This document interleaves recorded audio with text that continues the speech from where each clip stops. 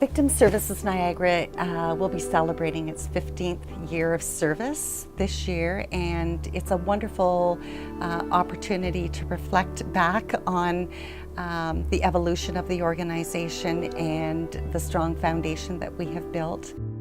I remember the first call so distinctly, and I can tell you to the yard where I was on the road when that phone rang with that first call. So I got two people on the way, Mark Dixon and Tamara Niebers, and it's so funny to hear them talk about it too, because on the way down Mark was driving and Tamara was beside him with the manual, flipping through the pages. What are we going to do? What do we have to do? You know, what's that? So, but they got there and did a great job. That was the first call. I'm doing what I'm doing because I love to help people.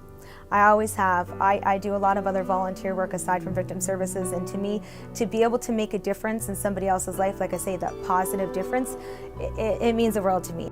I've been here now for 4 years. Since I've moved to Canada, I've had so much help, and I feel like there's no way for me to give back or to say thank you. When I'm helping the person, to me, it's like a way to say thank you for what I've had, and at the same time, I'm learning from them. That 12-hour shift, that's your gift to the community. You have no clue when you knock on that door what's on the other side. I know the police are there very often, and they introduce us, but the conversations we're having are not the same as the ones that they've had with the officers. I'd have all these things in my head when I was driving the car. Oh, I'm going to here and it's going to be like this, and I'd get there and it was never like what I thought. Having dealt with death notifications has got to be one of the worst things you'll ever have to do as a copper. 100% victim services getting the call. I'm not knocking on that door until they're right on my 6. At first I was scared to death. You know, it's like that excitement of, oh yes, I'm going, and shaking like a leaf because what if I say the wrong thing? I still get butterflies before every call. You know, am I going to be able to do this to the advantage of the person I'm going to see? After 10 years, every time my pager goes off, I still feel the same way. When I go into a call, I just start by giving emotional support, because with that emotional support, I'm able to sit there and listen to the victim's needs, and I'm able to take it from there. A lot of people think that we can change what happened as a volunteer. No, we can't, but we're there for the people. We're not there to fix the situation, we obviously can't. We're not there to solve or make things better, but it's just to kind of leave that piece of hope that they're not alone and that the community's behind them. It's not about the big speech. You're not in there to be the coach of a team and going in there and sitting down and giving that big pep talk and everybody gets out and hollers and runs out onto the field. It's the little things that keep everybody going, so you're like the water boy of the team. I think it's an honor to be able to go into someone's home and be with them. We always, after we leave their home, thank them for allowing us in. Thank you for, for being able to share what's happened.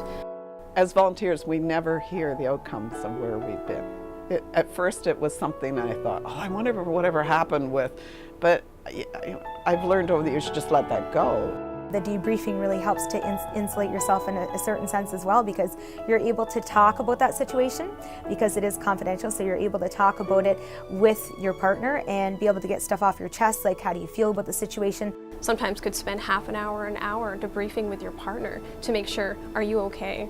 And am I okay to be able to either go on to the next call or to be able to go home? You know, I've been around a few years and I've been involved in a lot of organizations, but I've never been in anything as fulfilling, as satisfying as being in victim services. People ask you, do you enjoy it?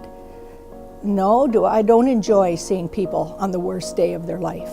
But I am satisfied that I've tried to do the very best that I can to help them get through the next few days.